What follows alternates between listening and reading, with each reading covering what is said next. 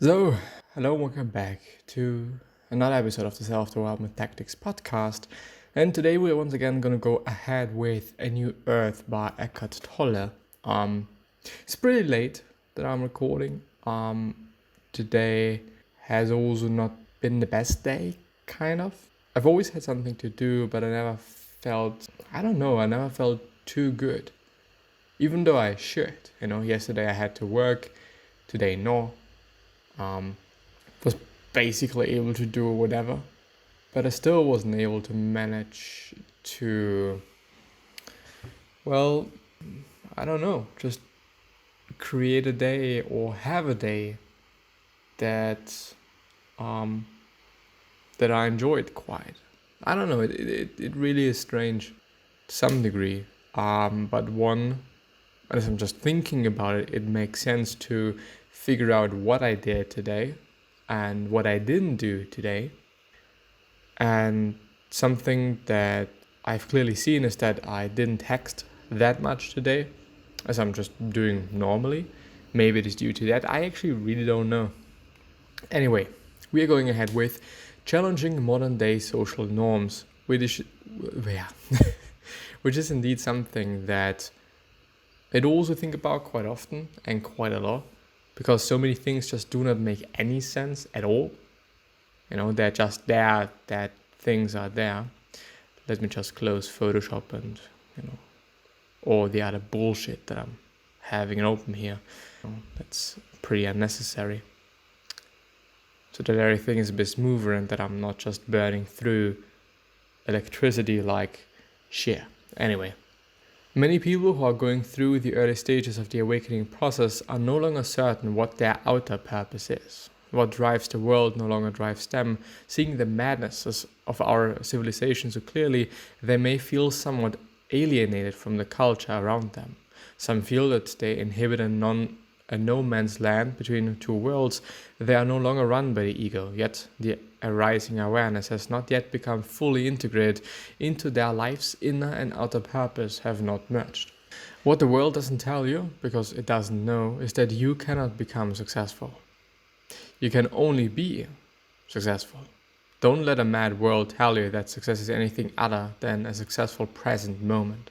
And what is that? There is a sense of quality in what you do. Even the most simple action. Quality implies care, attention, which comes with awareness. Quality requires your presence. Well, I would say this as well. When I'm working on something or when I'm doing something and I am not fully present, I'm not fully in the moment, I do not care that much about what I'm doing at the time, then the end product, the result, is not going to be that good. But naturally, when I'm doing certain things, I really get focused and present.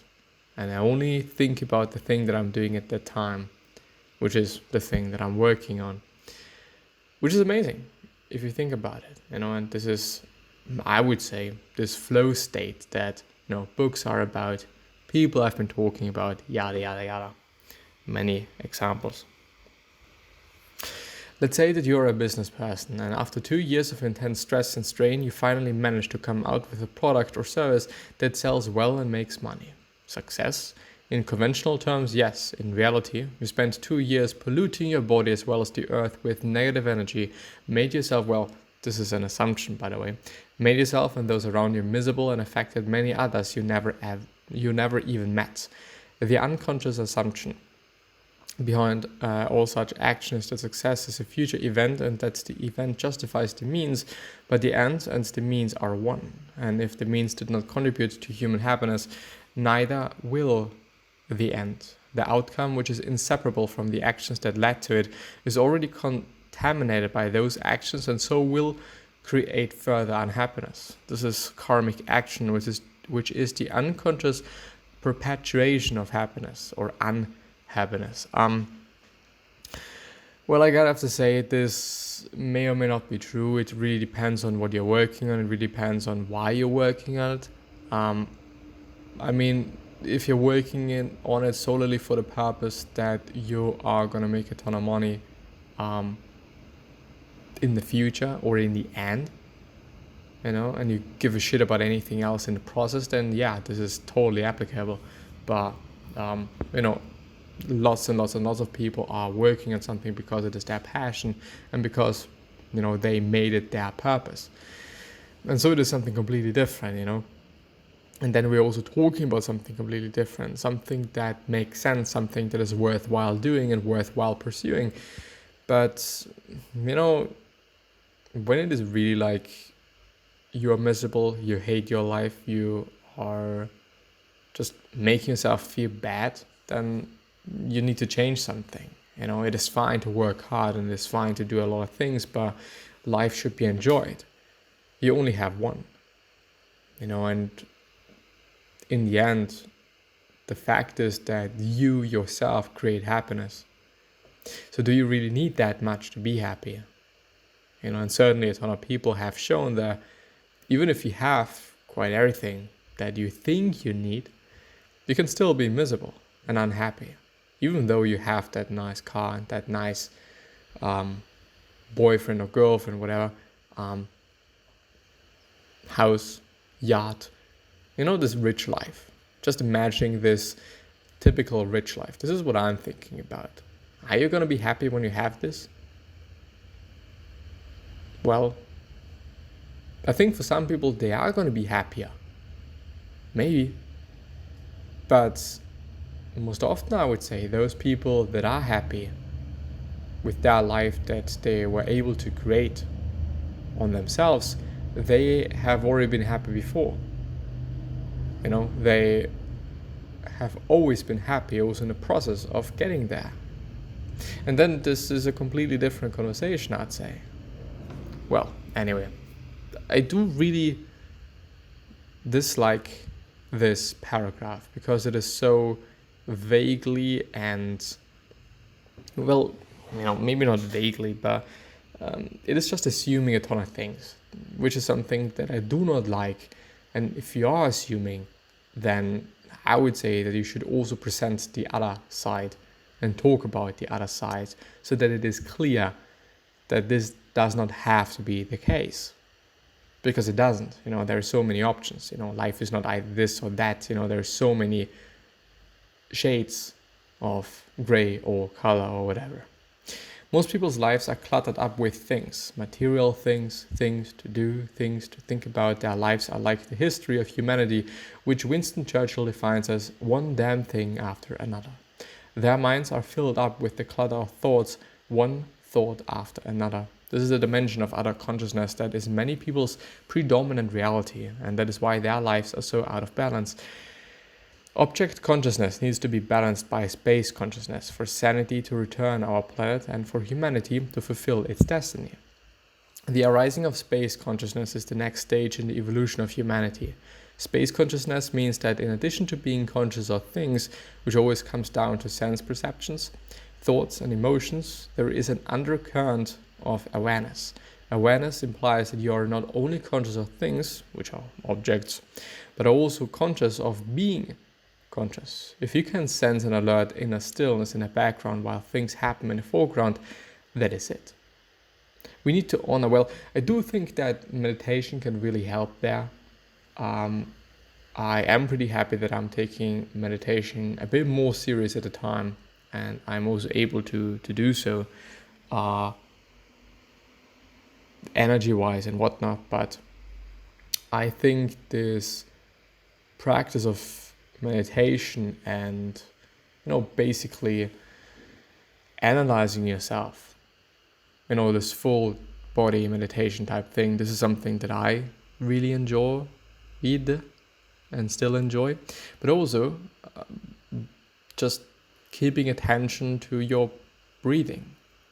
It can really be beneficial at my point of view, because you notice yourself and you are getting way more aware than you've been before. And when you are more aware than before, then you can notice new things and different things. So maybe you're gonna notice that I don't fucking know, like that you might be getting mad out of nowhere, but you're noticing it, you're seeing it while you're living and while you're also present, you know. Anyway, we need to honor the world of things, not despise it. Each thing has beingness, is a temporary form that has its origin within the formless one life. The source of all things, all bodies, all forms. In most Asian cultures, people believe that everything, even so-called inanimate objects, had an indwelling spirit, and in this respect they were closer to the truth than we are today. There is in our civilization a great deal of ignorance about the human condition, and the more spiritually ignorant you are, the more you suffer. Why is old considered useless? Because in old age, the emphasis shifts from doing to being, and our civilization, which is lost in doing, knows nothing of being. It asks, being, what do you do with it? When you have had a direct experience of the unstable nature of all forms, you will likely never overvalue form again, and thus love yourself by blindly pursuing it or attaching yourself to it. One can go far as to say that on this planet, quote-unquote, normal equals insane. What is it that lies at the root of this insanity? Complete identification with thought and emotion, that is to say, ego. If you are content with being nobody in particular, content not to stand out, you align yourself with the power of the universe. What looks like weakness to the ego is in fact the only strength, well, true strength. This spiritual truth is diametrically opposed to the values of our contemporary culture and the way it conditions people to behave. Well, I do, by the way, and I think that I have always forgotten to mention that. I think that those rather old books like the Bible and other religious writings, that they are incredibly interesting to read, and I should do that once again, in terms of interpreting and analyzing what it is all about and what they're trying to say, because what they are writing about or what is written in them is not necessarily the whole meaning. There is way more to it. As also this book summary pointed out quite frequently, that certain people from certain books said this and that and these and those, and what it really means, and what is meant by saying that. And I think it is just amazing. It really is.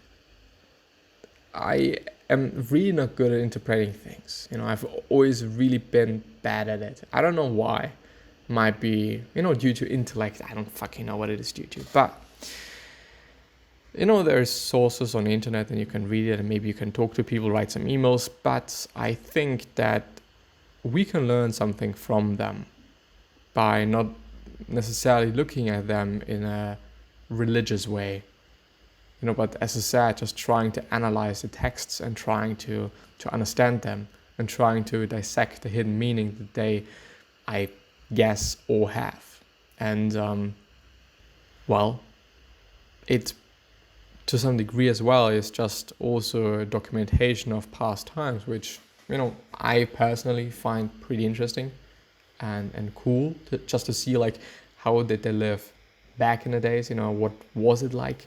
Also one of the reasons why I think there is something about old photography, that shows just old places, how it looked like, even though it is pretty basic and I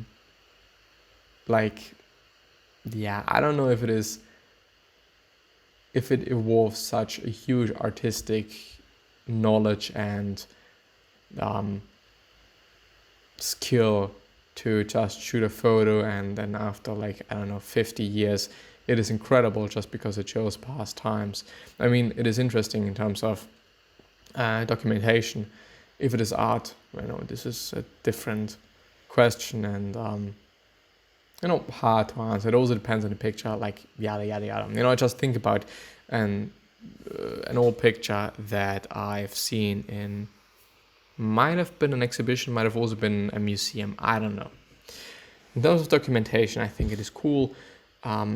Anything else, depends. But yeah, I think that I'm going to end the episode there. I really wasn't able to get quite far today, but I'm just not willing to force myself Ah, fuck. It's the last one. Anyway, I'm gonna end it there. See you soon. Bye-bye.